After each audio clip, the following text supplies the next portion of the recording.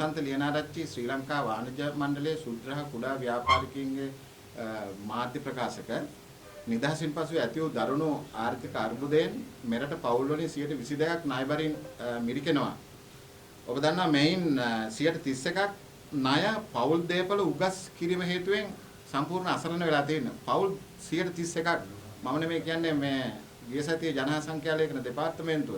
ඉතින් මේ නිසා අපි ආණ්ඩුවට යම් බලකිරීමක් කරා පහුගිය අවුරුදු වල සහ පහුගිය දිනවකවානු කීපෙම මේ පරාටේ පනත යටතේ අත්පත් කරගන්න තියෙන දේපල 1112 බොහොම බරපතල බොහොම අමානුෂික විදියට මේ බැංකුව විසින් අත්පත් කරගන්න යන මේක හරිම සංවේදී අවස්ථාවක් කියලා. හැබැයි ආණ්ඩුව මේකට කිසිම විදියක අවබෝධයකින් කටයුතු කරන්නේ නැහැ කියලා පේනවා. මොකද අපි ලිපියක් හරියට ඒ ලිපියට උත්තරයක් දෙන්නේ නැහැ, ප්‍රතිචාරයක් නැහැ. නියෝජ්‍ය මුදල් ඇමතිවරු දෙන්නෙක් ඉන්නවා රටේ. කිසිම වැඩකට නැහැ. ඒගොල්ලෝ හොඳයි මේ කොම්පිට්ටු හදන්න දාන්න. හරිද? අවබෝධයක් තියෙනවා කියලා පට්ටපල් බොරු කිය ඇවිදිනවා මිසක් මේ මිනිස්සුන්ගේ ආර්ථිකය ශක්තිමත් කරන්න ඕන කියන එක පිළිබඳව වගකීමක් නැහැ. දැන් ඔබ දන්නවා මේ ආයතන ගත්තාම මේ ආයතනවල චෞර වලල්ලක් ඉන්නවා. මේ බැංකුවල ලොකු අසාධාරණයක් කරනවා මේ බැංකුව විසින්. ඒ නිසා තමයි කියන්නේ මේ අසාධාරණය තමයි බැංකුවත් එක්ක තියෙන විශ්වාසෙට බැංකුවේ කළමනාකාරට බ්ලැන්ක් කොලයක කස්ටමර් ණය හිමියා අස්සනක් ගහලා දෙනවා.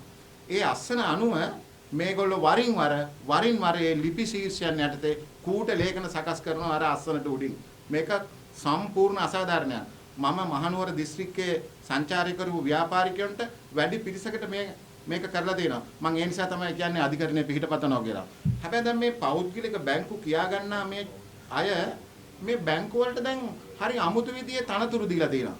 එකක් තමයි අධිකරණ විනිශ්චයකරුවෙක් විශ්‍රාම ගියාම ඔහු ඇදලා දාගන්නවා බැංකුව වල සභාපතිකමකට හරි ඊට ඒක විධායක ශ්‍රේණිය ඉහළ නිලධාරී කමකට හරි. මොකද්ද මේකේ හේතුව කියන එක අපිට හොයලා බලන්න සිද්ධ වෙලා තියෙනවා දැන්. හරිද? සෙලන් එකේ සභාපතිවරු හැටියට බූනේ කාලු විහාරයේ විශ්‍රාමික විනිසුරුවරයා පත් කරගෙන තියෙනවා. ඊළඟට තව ලොකු වැඩක් කරනවා මේ පොලිස් දෙපාර්තමේන්තුව වල පෙන්ෂන් දීපු DIGලා පවා බැංකුවල ඉන්නවා පත් කරගෙන.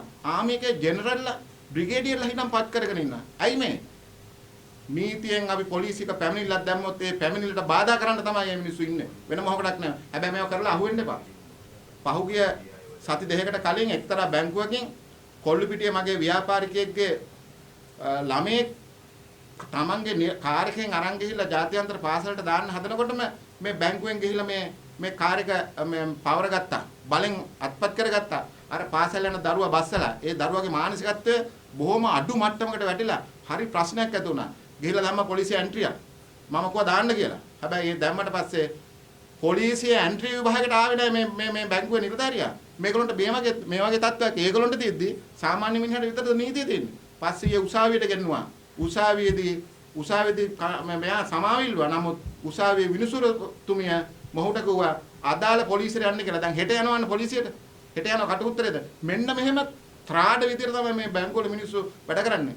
මේක සම්පූර්ණයෙන් අහෝසි වෙන්න ඕනේ. ඒ නිසා අපි කියනවා ආණ්ඩුවට ජනාධිපතිවරයාට අපි කියනවා මේ ගැන සාධාරණව සොයලා කටයුතු කරන්න කියලා.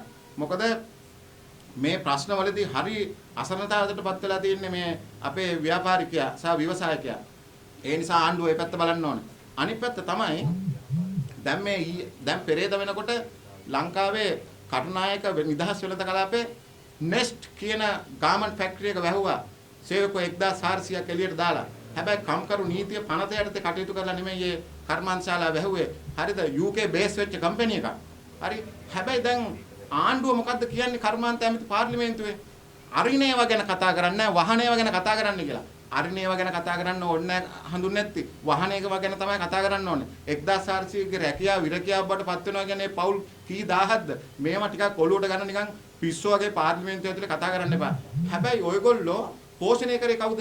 මට දැන් ඒක විශේෂයෙන් කියන්න ඕන. ඔයගොල්ලෝම පෝෂණය කරේ මෙන්න මේ මාධ්‍ය තමයි ඔයගොල්ලෝ මේ පෝෂණය කරේ. එක්තරා මාධ්‍යයක් ඔය හඳුන්නේ නැතිව හැමදාම බ්‍රහස්පතින්දා ගෙන්නවා රාත්‍රියට. හැමදාම ගෙන්නවා. මොකද්ද එතන තියෙන්නේ? හැමදාම ගෙන්නවා එක විෂයකට. මමත් සහභාගී වුණා ඒකේ මේ සංවාද වලට දෙපාරක් විතර.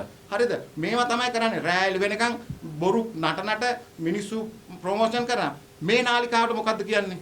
දැන් ඊයේ පාර්ලිමේන්තුවේ මේ මාධ්‍යයට හොඳයි මේවා මෙහෙම කරන එක. බොහොම හොඳයි ඔයගොල්ලන්ට දැනගන්න.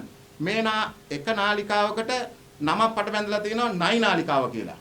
දැන් එයා දිලිත් ඇවිල්ලා මේ සාමාන්‍යයෙන් අපි කියමු එයා දේශපාලඥයෙක් කියලා. ඒකට සංවාද විසංවාද මතවාද පාර්ලිමේන්තුව ඇතුළේ තිබුණාට කමක් නැහැ. දැන් බලන්න හඳුන්නැත්තිගේ කතාව හඳුන්නැත්ති කියනවා අර නයි නාලිකාවේ නයි පැටව ටිකක් උදේට නාලිකාව ඇතුලේ දඟලනවායි කියලා. කෑ ගහන එක. එතකොට මේ අනිත් නාලිකාව කියන්න මේ නාලිකාවට කුඩු නාලිකාව කියලා කියනවා. මන් දන්නේ මේ මාධ්‍යවේදීන්ගේ තියෙනනේ සංගමයක්. ඇයි මේ සංගම් මේවට නිත්‍යානුකූලව පියවර ගන්නේ නැත්තේ? මේවා මේ නාලිකා හැම එකක්ම ගත්තොත් රටට සමාජයට කොච්චර සේවයක් කරනවද? මේ නාලිකාව ඇවිල්ලා මේ නාලිකාවලින් පිම්බෙච්ච මිනිස්සු නේද මේ? එක නාලිකාවට මේ නාලිකාවට කවදාකවත් ආණ්ඩුවේ ජනාධිපතිවරයාගේ අගමැතිවරයා ඉඳලා කවුරුත් එන්නේ නැහැ. සංවාද විසංවාද මතවාද විෂයට අදාළව වැඩසටහන් වලට. ඇයි එන්නේ නැත්තේ? මේවා මෙහෙම කරන්න එපා. මේවා හැබැයි මාධ්‍ය ප්‍රකාශක ඇමතිවරයා එන්නේ නැහැ. ලැජ්ජයි.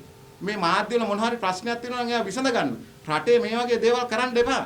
හරිද? මොන හරි යම් ප්‍රශ්නයක් ඇහුවාම ඒකට මේ නයි නාලිකාවයි අර නාලිකාවයි කිය නිකන් මෝඩ තර්ක ගේන්න එපා ඔයගොල්ලෝ. හරිද? ඔයගොල්ලෝ මේ රටට ස්ටේජ් වල කියපුවට උත්තර දෙන්න මිනිස්සුන්ට. මිනිස්සුන්ගේ ආර්ථිකය හදන්න.